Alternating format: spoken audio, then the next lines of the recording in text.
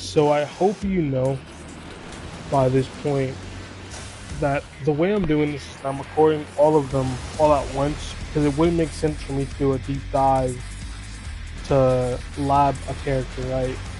To learn all their different like intricacies, stuff like that, and then go play them when I'm just gonna end up losing to other characters. Do you get what I mean? That's the same reason I haven't like done. Well, I've obviously looked through Yoshi's move list, but more specifically, it's the reason why I haven't like tried to seriously progress through the rank system. I think I'm still at purple rank right now with Yoshi because I haven't like tried my to like move far. Right?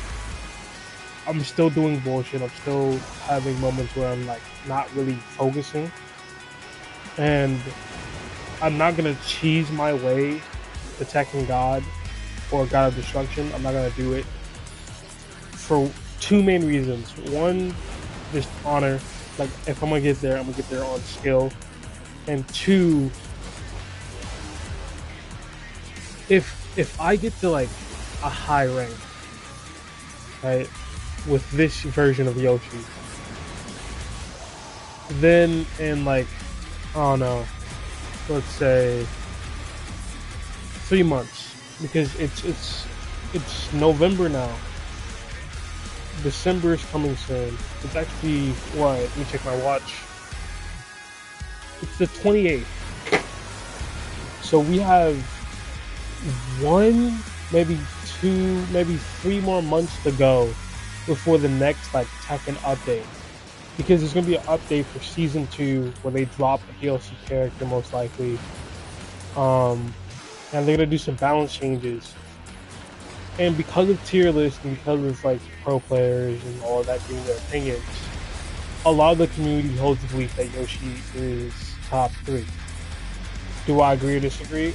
I don't know. I haven't played everyone. I haven't like been to that level.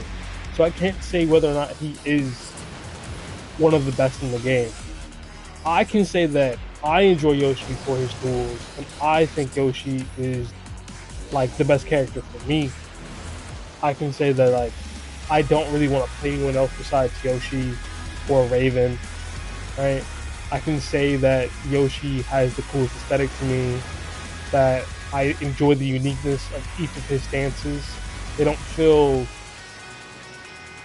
feel arbitrary. Like I know it's kind of strange to say when you have a guy with a character, when you have a guy with a stance where he stands on his sword, but it's just wacky enough with just enough like strange utility to it that in my head it started creating like a puzzle of how could I use this actually. Dragonfly is straightforward. I figured that one out. There's obviously a frame trap set up for it that, pretty easy. And even with Dragonfly stance, like even with Dragonfly stance, right? I don't use Dragonfly 3, even though it's a counter hit launcher, right? In fact, hold on, I think it may even enter you into crouch. No. So what was that about? So yeah, like it's a counter hit launcher, right? And most people are gonna be stand blocking you anyway. So it could be useful, right? But when it comes to most situations, right?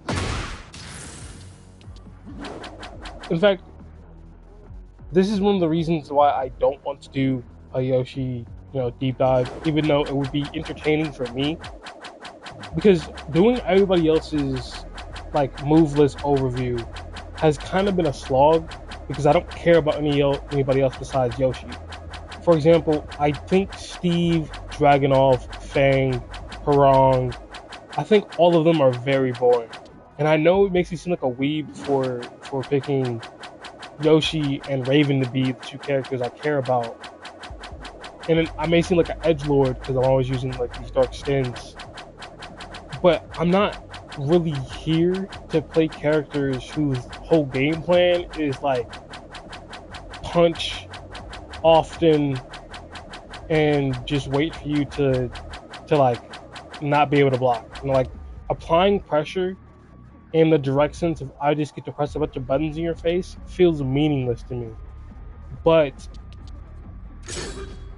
spotting a good point to flash isn't, right? Hitting with like a move like that isn't, right? Because I have to call a point when it's safe to duck to do this move. And sure, it's evasive, so I can throw this out. But if I'm not like doing it correctly, if I don't time it right, I die. And I'm perfectly fine with that. That's the reason I picked Yoshi and Kunimitsu in Tekken 7. They had an aesthetic that I liked. They had move lists that looked interesting to do, that had cool functionality, had unique purposes, unique points.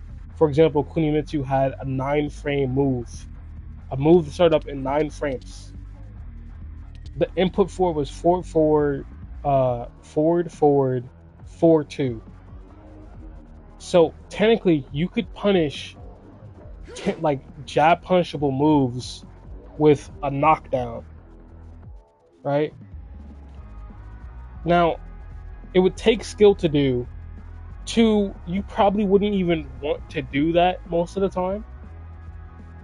But it's also something very unique because for the most part, 10 frame has been like the gold standard of this is the fastest attack you can do in a game. Her having one move, just one, that's 9 frame fast from startup is enough of an interest for me to think about that move often. Because now I get to play math. Also, it just looked cool.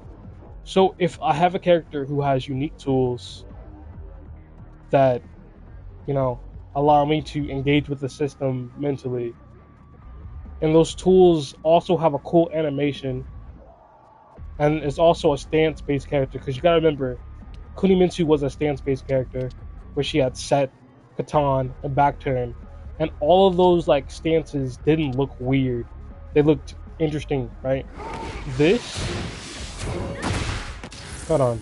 This Dragonfly stance looks cool, right? This is very visually distinctive and it's interesting to look at. Flea is also very interesting to look at, right? Indian stance, also very interesting. Of course, back turn is back turn, and there's not much from it. But like having a back turn stance with unique back turn options from it, kind of like Raven, Kunimitsu, or Yoshimitsu, always keeps my interest, right? There's always situations where you end up back turn and they're gonna tell you like, oh, what can you do from that? And most of the time it's nothing, right?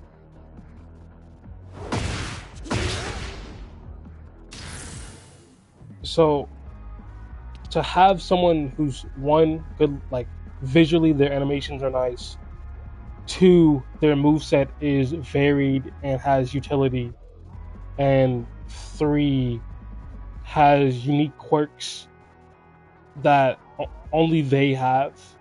And the thing is, the unique quirk that only they have isn't really the thing.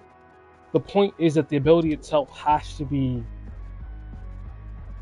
useful. For example, Flash being 6 frames in normal state and 8 frames in no sword state is interesting because it makes me have to think about whether or not I'm in no sword or regular. If I'm in no sword, I get the regular unnerfed Flash hitbox. If I'm in regular, I have the regular Flash hitbox. I mean, I have like the nerf Flash hitbox, right? The one that doesn't hit from here when it would normally hit in Tekken 7. For Kunimitsu, something interesting that she has is like a sidestep 3, which is a low sweep. She has like set, which is a like long range dash in. That one key charge is a knockdown for full combo. And of course, anyone who's facing is like, oh, that's annoying as fuck. to deal with, especially since the low slide is a slide. Like it is very evasive. But wouldn't you want your game to have characters with interesting move sets that, like, when you think about using them, it's like, oh, I have so much potential. I'm the only thing holding me back is me. That's the way I view Yoshimitsu right now. While other characters, it feels like playing them, their move sets aren't really like a sandbox tool for you to play around with in a puzzle piece to like put together. It's much more of they want you to play their way.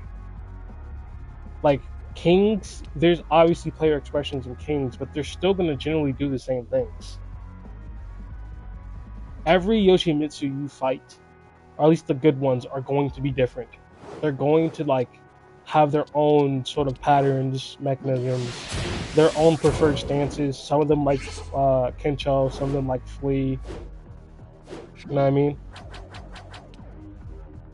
So I just really wanted to get that out there of who I really do care about, because I'm not gonna lie to you. I don't care about Asuka. And I was watching a video of the state of every Tekken character today by a YouTuber. Was he a pro player? No. But at the same time, his opinion still matters. And he said, in his opinion, that Asuka is the weakest character in the game. Quick problem with that. I lose to her all the time. All the time. Like all the time. It's bad. It's real bad. I lose to her, Azucena, right? And I want to get both her and Azucena out the way because those two are considered to be some of the worst characters in the game. And I want to be able to, one, not lose to characters who have clear holes in their game and clear like lack of tools. And two, I also just don't want to lose in general. I want to be able to understand what's going on and at least fight back and try. Right? Of course, I'm gonna have to like learn this, so when I do start taking ranked more seriously, it is in a situation where I'm moving up in the world, and then boom, I run into three Azucenas or three Azukas, and now I'm about to derank. You get what I'm saying? Because matchup knowledge towards the end is you've already supposed to be past that. So if I'm gonna be stuck behind matchup knowledge, eventually I might as well just learn the matchup now. Of course, with that being said, it's time for me to learn this matchup. Actually, hold on. Record. I do prefer the quiet. I actually don't like the music, which is kind of hilarious.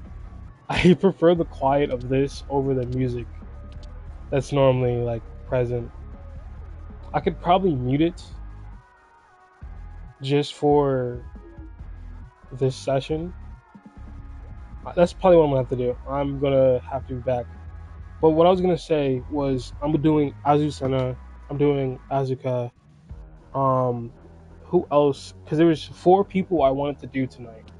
All right, it was those 2. Maybe Reina, but I don't know. I'm not really a fan of Mishimas. I think Mishimas are pretty bland with their movesets. Of course, they have like strong fundamental tools, but at the same time, they're pretty fucking boring to me. Like they're pretty straightforward. I think that's part of the reason I don't really enjoy most characters. Like King feels like a character you just walk in and you do things. You just press buttons, and that's the game plan. You just press buttons at them. Dragonov is the epitome of that. Alyssa is the epitome of that. And I not only don't like the character visually, I'm not interested in the way their moves look, and functionally with their playstyle, I'm not interested. But for example, this is Kencho, right? Kencho's down 1. is an interesting looking move, right?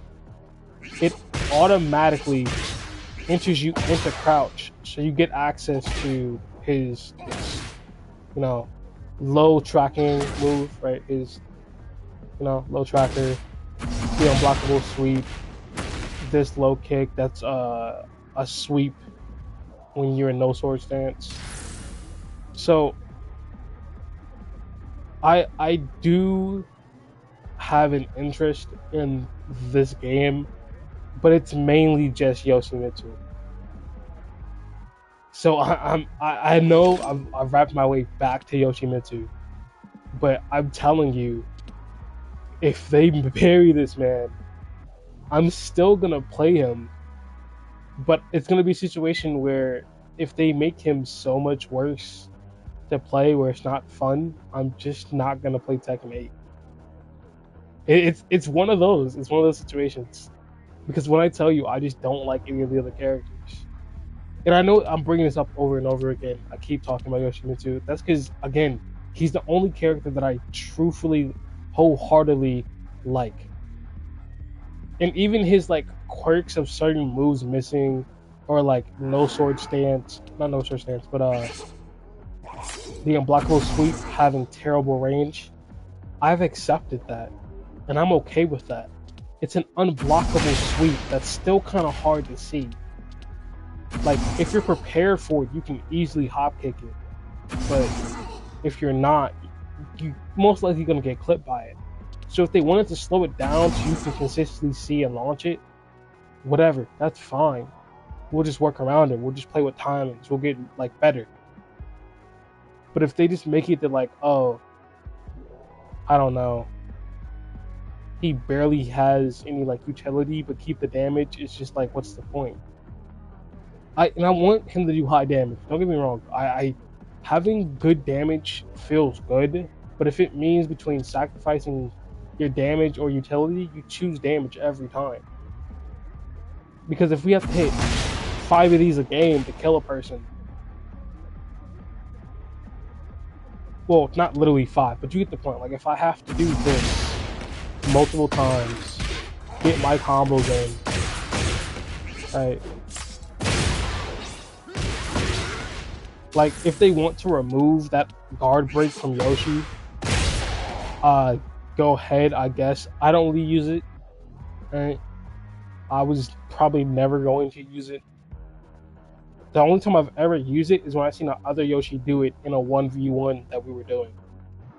Like, we were in a lobby and we were facing off.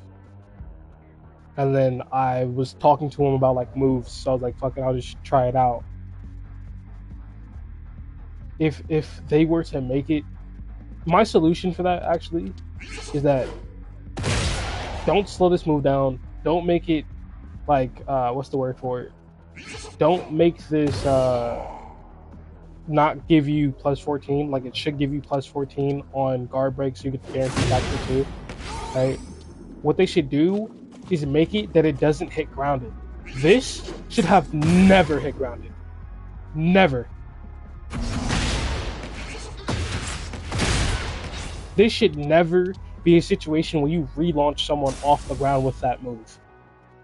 The guard break is a cute idea, right? It's a cute idea. It should not relaunch people. Even, like, I get the concept of, like, oh, you wanted to give Yoshi something cool. You wanted to give him a guard break like everybody else because this game's aggressive. Nice, that's fine. Why does it hit grounded? Why is it like that when they side roll, they get caught by it? That doesn't make any sense. You can make it have like range issues where you have to be close enough for it to work. And then by that extension, someone's side roll could let them get out of it. But at the same time, just simply make it that it doesn't hit grounded. That's your solution. Because we only use this move for the guard break or to relaunch someone when they're trying to get up. I don't think it's entirely fair at all that a Yoshi should be able to threaten imminent death from so far away.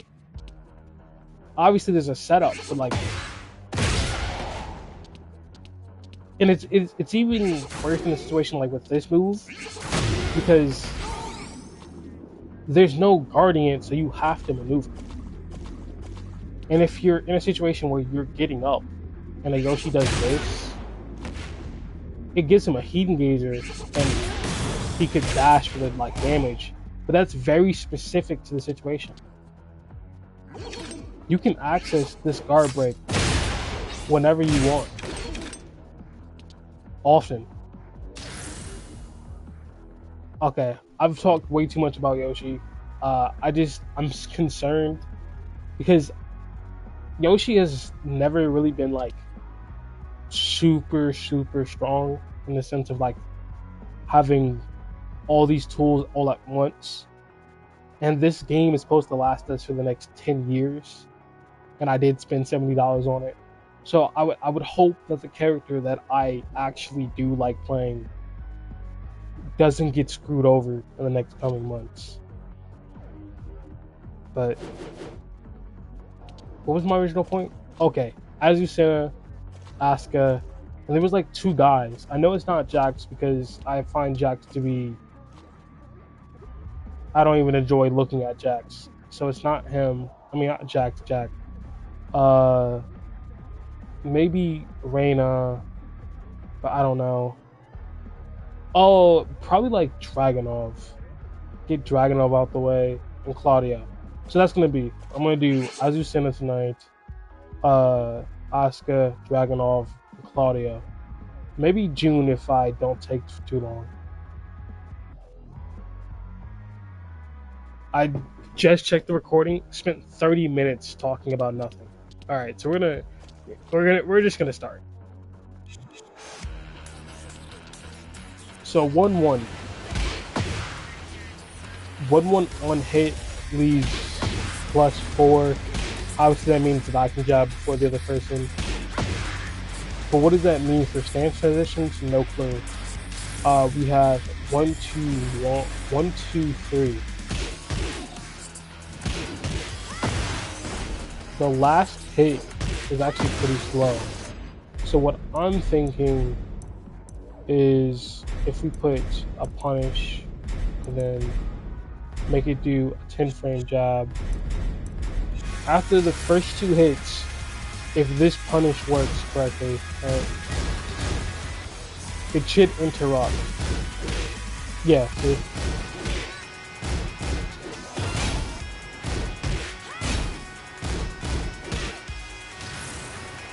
So the move is just too slow in a sense. So you can always interrupt this. Because this isn't like a mix-up, it's just a string.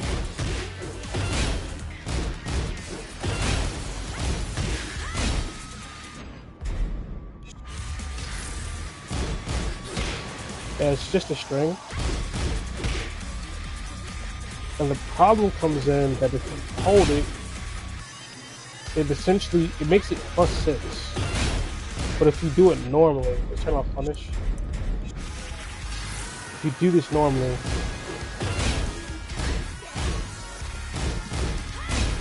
you're -2. So on normal like hit, -2, and of course that means like you can't go for anything. You can go for something slow and like bet on the mental frames of them not like realizing it's their turn to punish. So you can just go and then do something like that.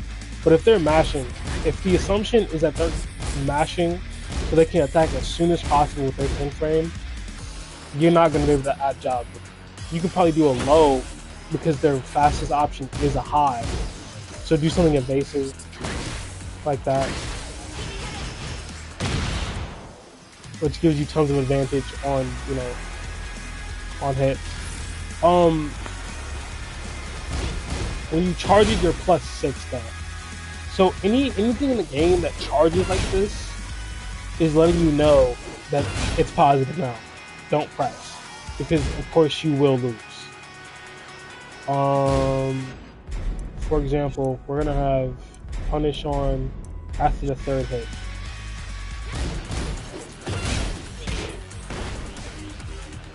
To be fair, I didn't know this was 20. So we're gonna do her 15 frame down forward 2, which is just a standard launcher, right? And it trades, which is hilarious. So we're gonna try that one more time. There we go. So the reason that traded is that down forward 2 is a 15 frame move, or plus 6, so the fastest you can respond to 16 frames. So there's a 1 frame difference, and I just didn't do it fast enough. That's it. Another thing about this move is that it says you can hold back after the 3 input to cancel. So you can do, right? And I'm not sure right now why you would do that, because let's say they don't know that you can interrupt after this. And this, you see Asuka's do this all day. Like, I have flashbacks of this setup, right? Where they're doing that. So after the first 2 hits, you can always just jab them out of it. So what's the cancel for? So maybe you think, oh, he's gonna do the hits, whatever. Like, don't respond. You know what I mean? But if you don't do the third hit, what's the point? There's definitely a use, because facing out people's expectations, because when you do this, right, people will learn, oh, it's safe, just don't try to hit them after this, it's not gonna work. You know what I mean? Like, that's doing nothing. And if you're responding with a jab, it can be dubbed like this because it's completely safe, right? So you can do a grab that they aren't expecting. You can go for a low hit if they're blocking up top. You know what I mean? So that actually is a good reason to use the cancel this, to go and then do a low hit that you know, something beefy. But if you cancel, if you do the cancel or you do the full thing, you can always be interrupted after 1, 2. We have 1, 2, 4, which probably is made to frame trap. So if the first one can be interrupted and it gives you plus frames for charge and it's safe, then this is going to be the unsafe fast option that they can't interrupt. So we're going to, okay, and you're plus 12 on hit. So this version here lets them interrupt you because you're going to a very slow spin afterwards. That's plus if you charge it, right? You can't do that. So if they're learning to disrespect you, or you know that they know to disrespect you, you can just do this version, which is 1, 2, 4, which knocks them down. The question is, how punishable is this on block? Because if they just hold back because they're scared, they get a 12 frame punish. But with the other one, you're safe. So it's one of those mind games of, you can do this or you can do this. One is safe theoretically, but can be interrupted, and one is unsafe on block, but can't be interrupted. So it's like, which one is he gonna do? Which one? And here's the deal. You can probably visually confirm that he's doing this one, but you aren't gonna be there in time. If you get what I mean. Like, you aren't going to be able to stop them from doing this unless they do the charge version. And if you don't respond fast enough, then you're gonna get hit and launch probably. In fact, okay, you get launched Obviously, I get Oki off of that. And wall splats too.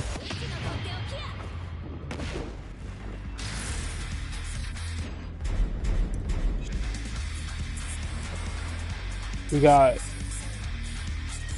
1-3. It's a high into a low. I like these. Even though they don't do a lot of damage, I think these are very useful because you can keep jabbing, right? This is off your 10 frame jab.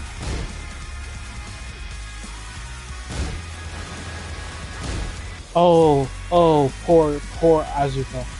That's terrible. That's terrible. Guys, her 10 frame jab leaves her -2. Her jab leaves her -2.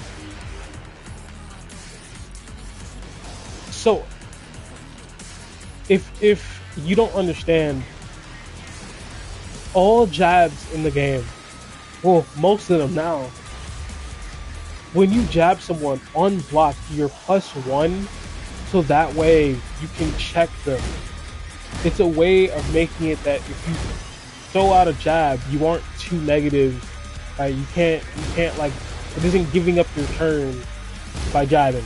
In fact, it's balanced around how fast it is and the fact that it's +1 by the fact that 1, you can sidestep it, and 2, you can duck it.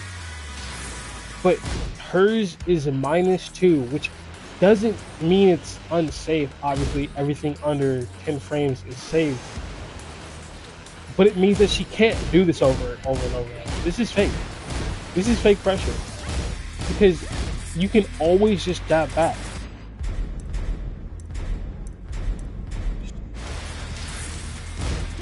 See?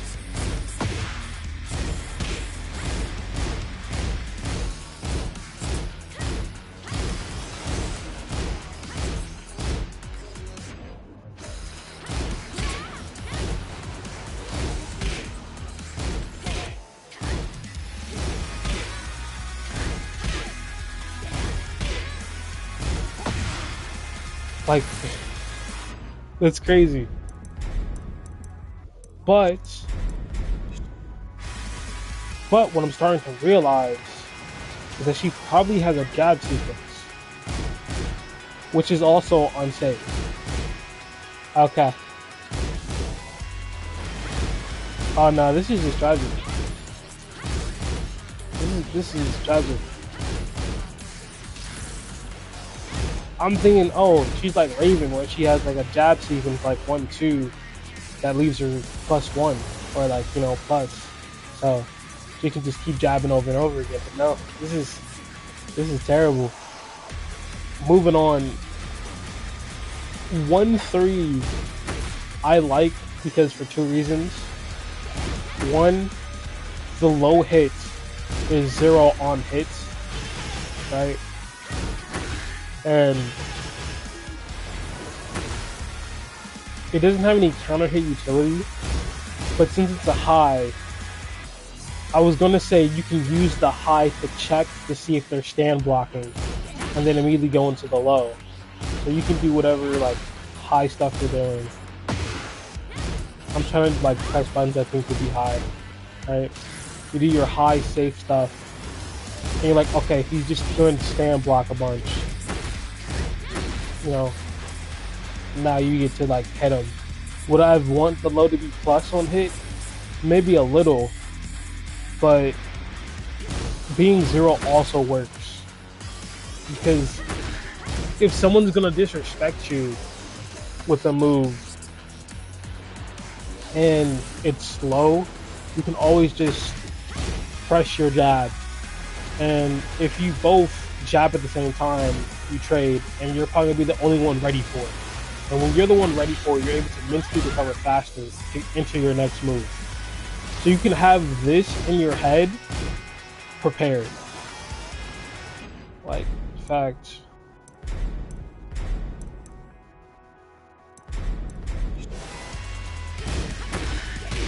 See? you're +5 off the trade. So you can enter a move that, you know, is kind of slow and use that +5 to your advantage. You could have this exact situation memorized of that we're gonna trade, and then I get to do my 15 frame armor that's a high and it's safe on block, but he doesn't know he's gonna enter a button and I'm gonna immediately, like, you know, take the advantage. This setup here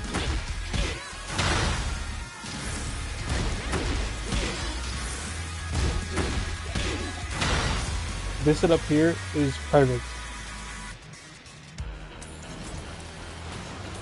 We have 2, 1, 2. It leaves you +16 on the last hit. It's a tornado, so if they're already in the air off of a combo, you can use this to, like, screw them. So they get, like, you extend your combos as an extender. It's also the 2 button, and that's important because all of these basic buttons correspond with limbs, obviously, of course, right? Traditionally, the 1 button is a 10 frame jab. That's always most likely going to be 10 frames, except if you're jacked for some reason. Then the 2 button is either 11 and sometimes 12 if you're unlucky. Guess who's unlucky, right? This chick is. Her 2 jab, which corresponds to the right arm, is 12 frame startup. The reason that that's bad is that if someone's doing a Wild Rising move, let's say they're doing Wild Rising 4, they're doing that move, that's 11 frames. If you have anything that knocks them down and you want to jab them and you pressure 2 to jab, they could beat you with a Wild Rising 4. Obviously, this is assuming there's no, like, advantage on frames, you know what I mean? But the point is, there's tons of moves that you just lose to if this is going to be your, you know, your jab. A bonus, I guess, is, you know, exactly, like, 12 frame punishes, you just press 2, and then you go into a string.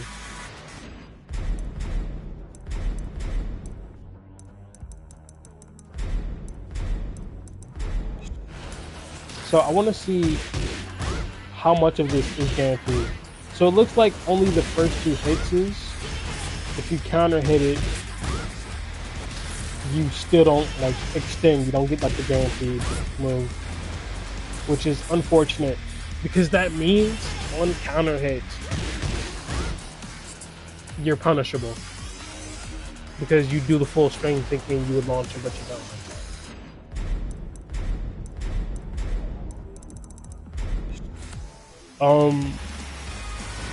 Yeah, this just kind of sucks, though, I'm not gonna lie. You can do the first 2, which is 2-1, you're perfectly safe, but it gives up your turn, you know what I mean? We have 2-1 down, 1+2.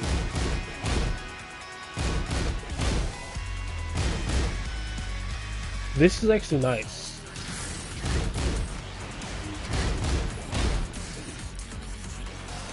To be able to cancel this,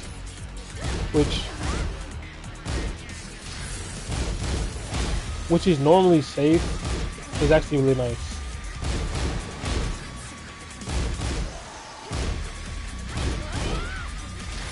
You know what I mean?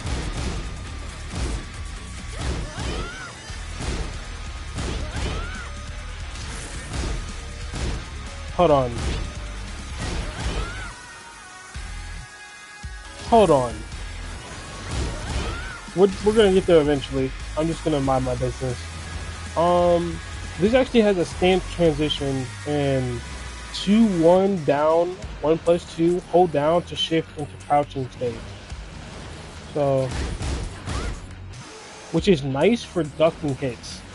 The reason this is perfect is because right? You're 9. Your turn's over, right?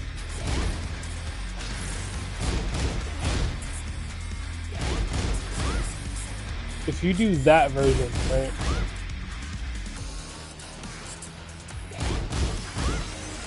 You do this. It's punishable, right?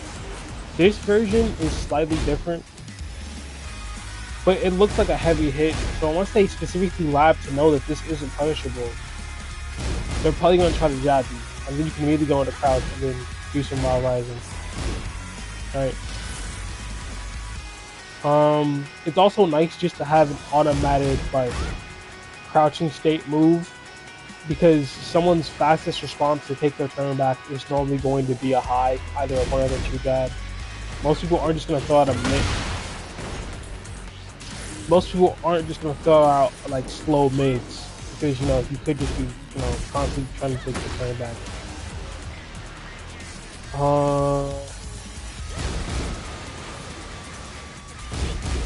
Let's see if I can do this. Yeah. Cancel directly into a grab.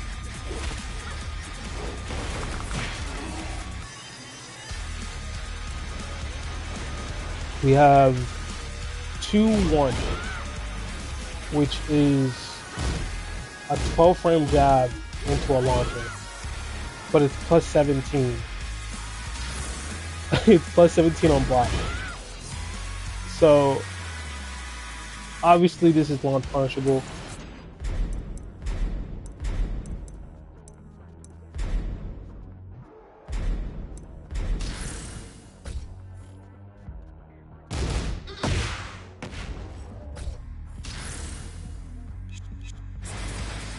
Alright, so he does down forward 2, which is launch punishable. Which is a launching move at 15 frames. So when I do this and hold back, hold on, he can punish me with a launch. The reason I'm showing that this is punishable, even though most like plus 15 or minus 15 is the point that tells you that this move is launchable by most of the cast, if not all, is because the distance it resets you at is close enough for that to hit, and down forward 2 is a move that everyone has. So not only are you reset in a distance that's very close, it's kind of funny that like this distance is so close that moves that have a hard time launching because of like short range will launch you. Don't let them get away with this. This is one of the moves where it's just like you punish it every time. You get your full combo every time.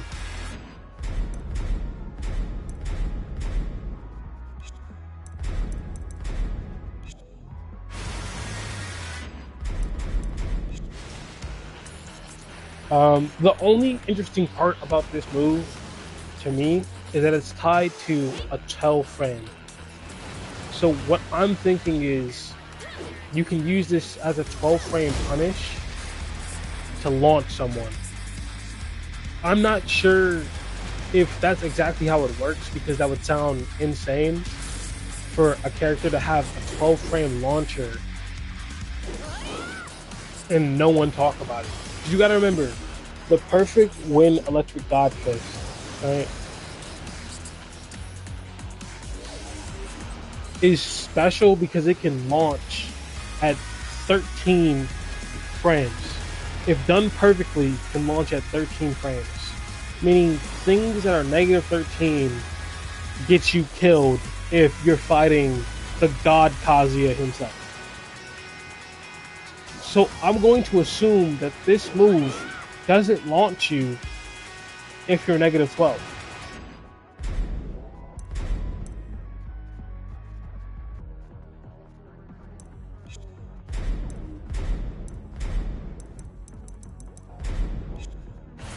I have it set up where Yoshi will block after he gets hit. So if it's possible for him to block, he will block. Alright. See? It knocks him down. Why does it knock him down? At least it wall splats. So if Yoshi were to do something stupid that is unsafe, you know, you get the point, right? So actually, let's bring him over here. If I can.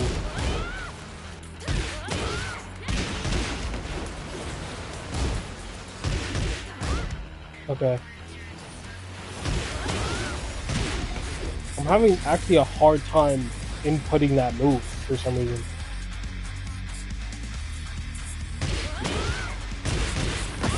There we go. So you get the picture. It wall splats at 12 frames, which is actually very good. Like it's very good actually. To have a wall splatting move at like that frame amount. Would I want it to be at 11 or 10? 10's a little crazy. 11 maybe, but 12 is a nice point. 12 is not bad at all. Can I name a move that's specifically minus 12 within this range? I mean, she takes a good step forward, but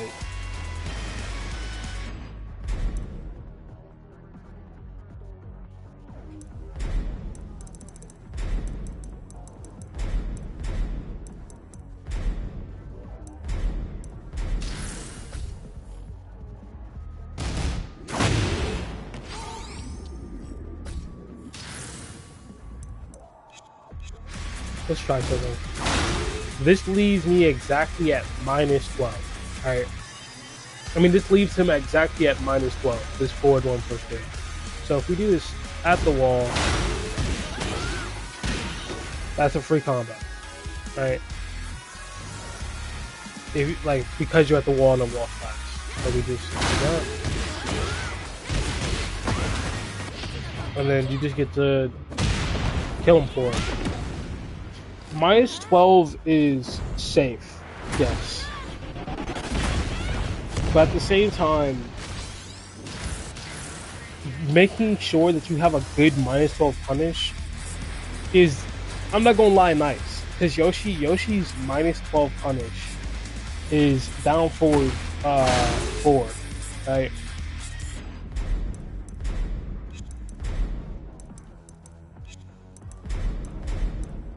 Is down forward 4, which is a 12 frame mid with good reach, right?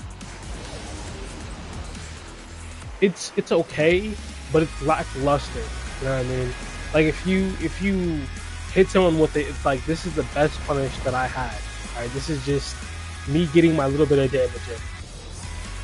This doesn't feel as bad because when you hit it, when you hit it, you're left like plus 14. Wow, normally with like Yoshi, it would probably be like plus 6 or something. Which means like it's your turn. You cemented that it's your turn. You can go for like a mix up or something. Not really. You can go for like a slower move, and if they disrespect, they're probably gonna get hits. But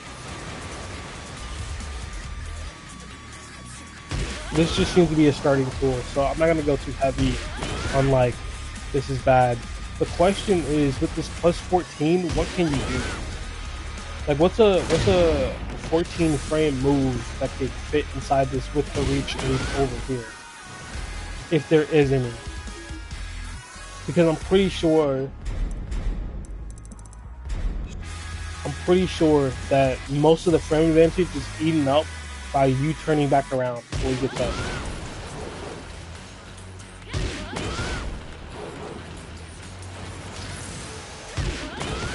I mean, you still have that 15 frame heat engaging armor move. For some reason, they just gave any character that was like lacking in originality or charisma, the high armor crushing heat engager.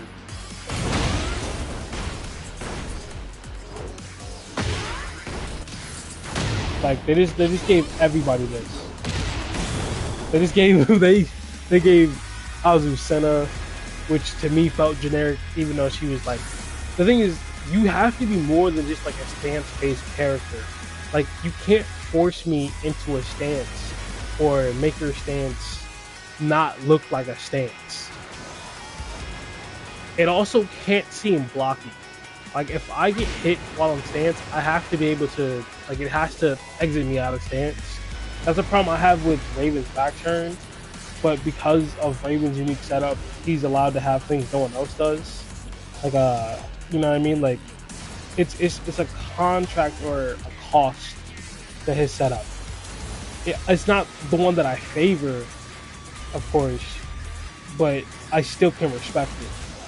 The balancing mechanic for Yoshi in like Tekken 7 was him not having a bunch of damage, right? Like him not having very high damage in combos. I'm still not sure what the balancing thing for Asuka is here because I don't know.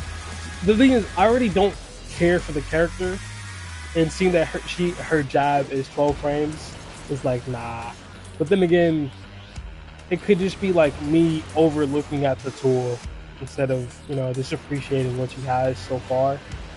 But to be fair, I'm only like 5 moves in.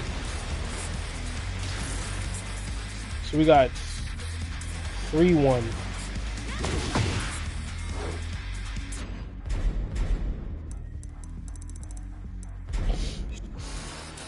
So the 3 button is 14 frames, so this is probably gonna be the 14 frame punish. It leaves us +8 when we hit it, right? It's the middle, it leaves us +8.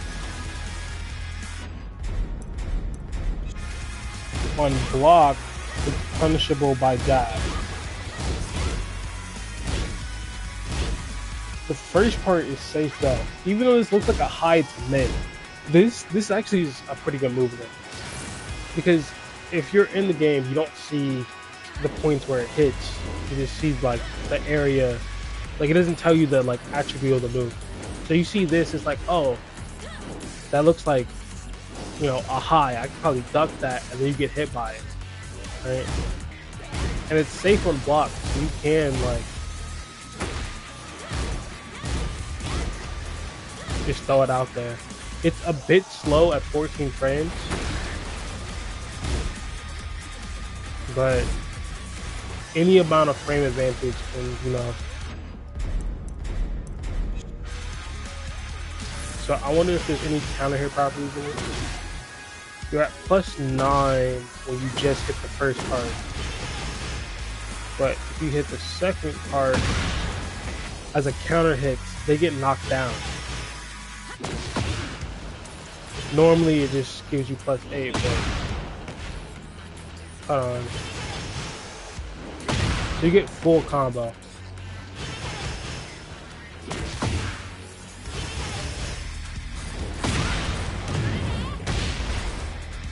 For some reason that's knocked him away.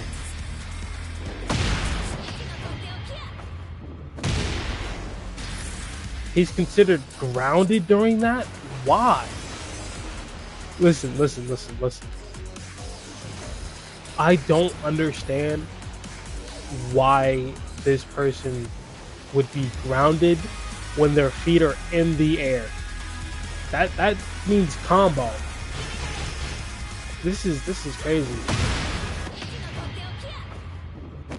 It doesn't work.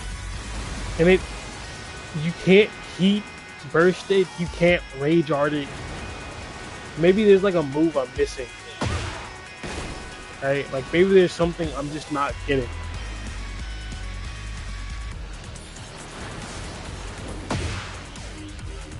Oh well, I guess.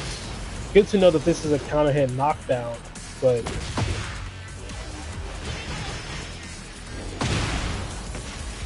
What's the knockdown for?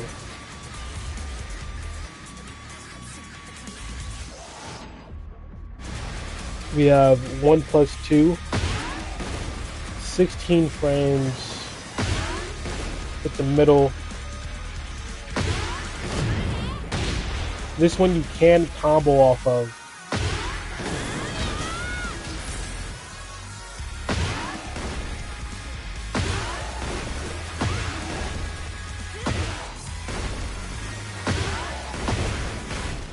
Yeah, you can combo off of it. I see Asuka's, or I'm really bad at saying her name. Asuka's throw this move out a lot. Like they'll spam it. Like it's 16 frames, so that's up to them so that she goes back to back. Right? And it being a full knockdown is crazy. Maybe I can. There's no counter hit utility because it already knocks down. This being 16 frames is actually kind of funny. So you can, let's make them block. That's probably how that works, you know. So you can do this, and you're +6, right? So that means the fastest they can respond is 16 frames. This is 16, but I bet you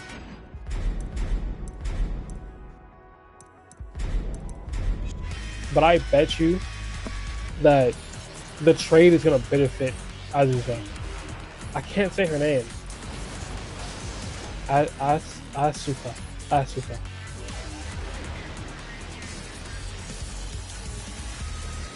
I'm just gonna refer to her as her because I hate saying her name.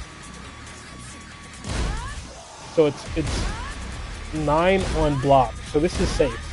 This is hilarious. It's a 16 frame knockdown, right?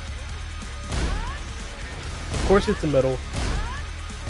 It's also safe on block. So if I do, and it knocks him down, I still get the combo. So that would look like,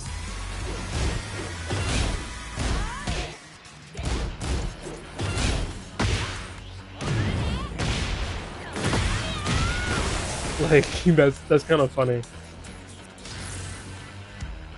But of course, people are just gonna learn you can't really respond after that, so they don't get combos. Okay, we're gonna be looking out to like interrupt you during this.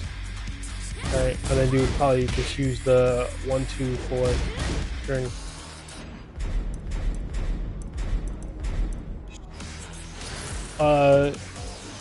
This being 16 frames is nice because that means anytime you get 6 frames or less, 6 frames or more, you're essentially throwing out almost a 10 frame.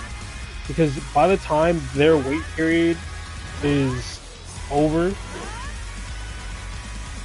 there's like, by the time they're done waiting to play the game, waiting for their inputs to be registered,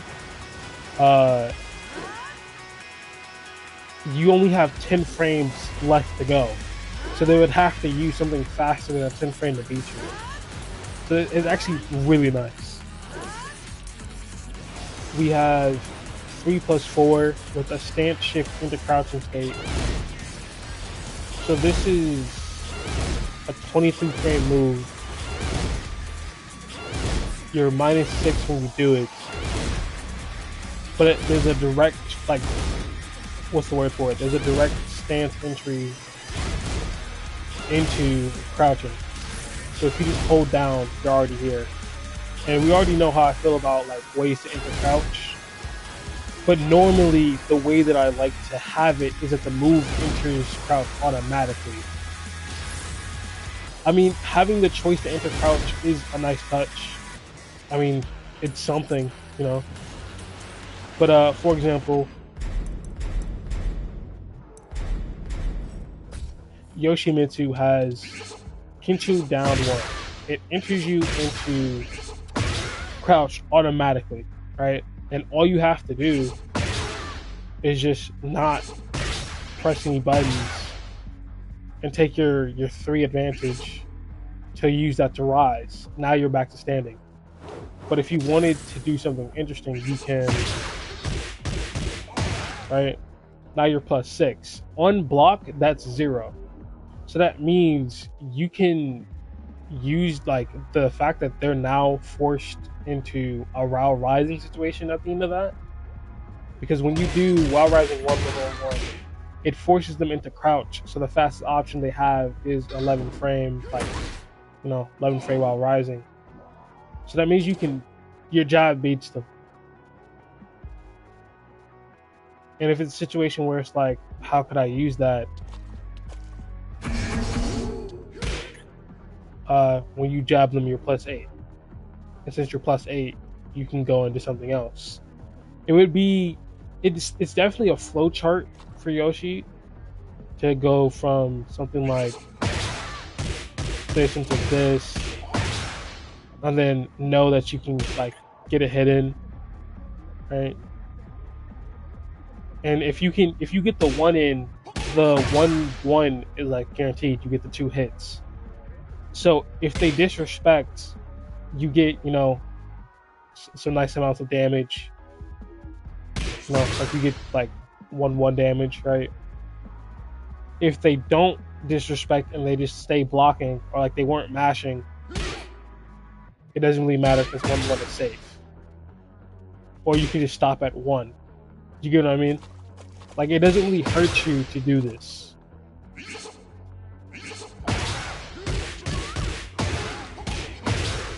You know what I mean? It's a good way of like testing to see like, are they gonna disrespect? Are they patient?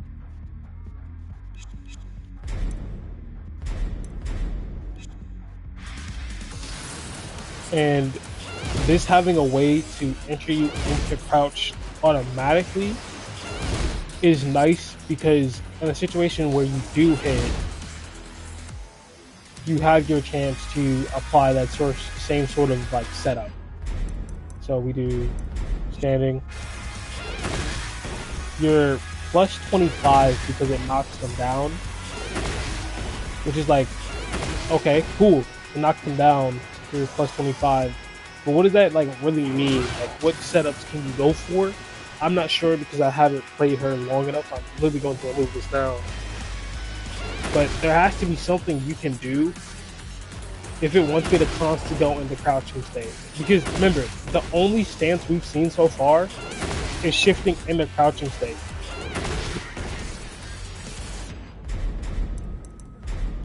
And remember, this is safe on block. So you aren't gonna get punished for doing this, so you can do this in someone's face at a decent range. Right?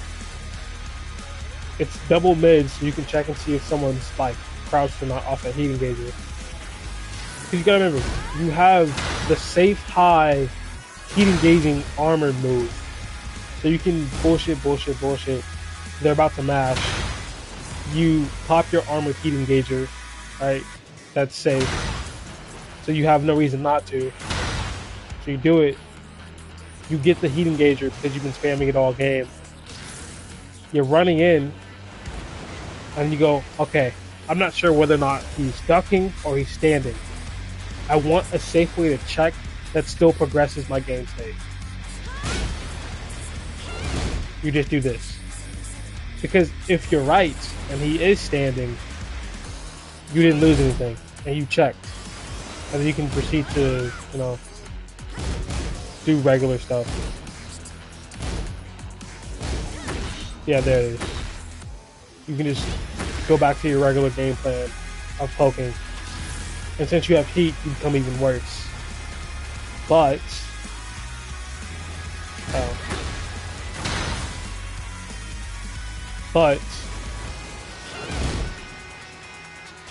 if you do hit, you essentially gain information, and I'm not sure like what setups you can do afterwards, but like this is annoying. This is definitely annoying because it's +6. You can't like spam this because they can always just jab you out of it. And since you're airborne when you do it, you'll get comboed. But a safe way to check mid gives you so much information. It goes, oh, has my like heat engagers run up grabs been annoying him enough? Like, has he started to, crouch? Who knows? Alright, we have, I'm not gonna lie to you, it's White Heroin Dance. And I'm pretty sure heroin is spelled different than heron. And this is like heroin, as in like female hero. It's weirdly enough 1 + 4 2 4. This is so weird. And I see Azusa's, well not Azusa's, Asuka's do this all the time. First part is safe at -3. Second part is safe at -2. Last part gives up your turn.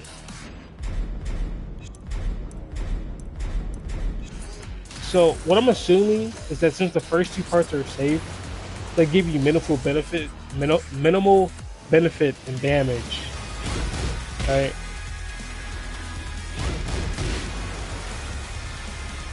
Hold on. So it gives you minimal benefits. So sorry, my brain is frying right now. It gives you minimal benefit because you have minimal risk. Right? You can do this all day. Right?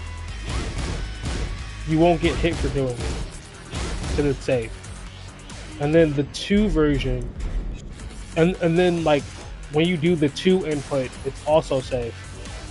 But since the 4th hit is way less safe and it gives up your turn completely, I'm guessing it's like a gamble move where if it hits, you get a big benefit, but if it doesn't, then you give up your turn.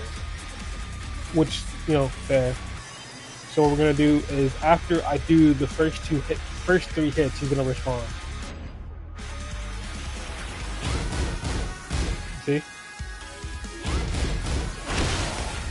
And if it hits, it knocks him down.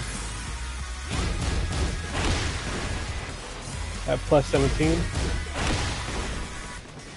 Which, I'm not really sure why, what it's used for, but,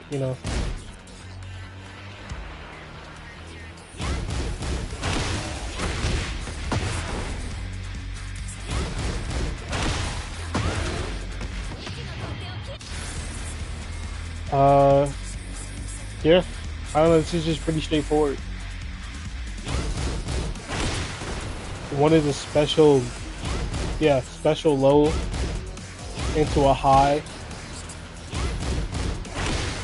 So it's one special low, which is blocked by stand guarding, and can be blocked by crouching 2 into a high and then another high.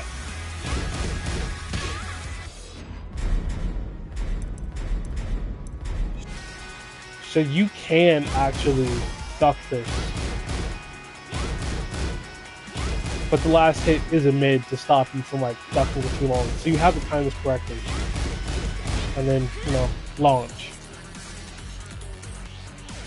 We have an alternate version where it goes 1 + 4, 2, down 4.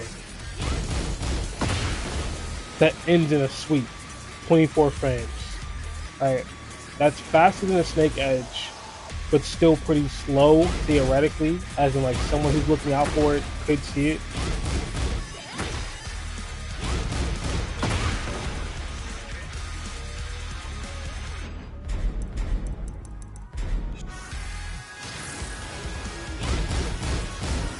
It's obviously launchable at -23.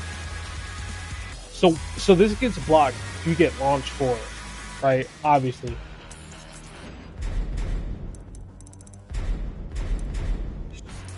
But they gotta catch you doing that. It's just another mix-up at home.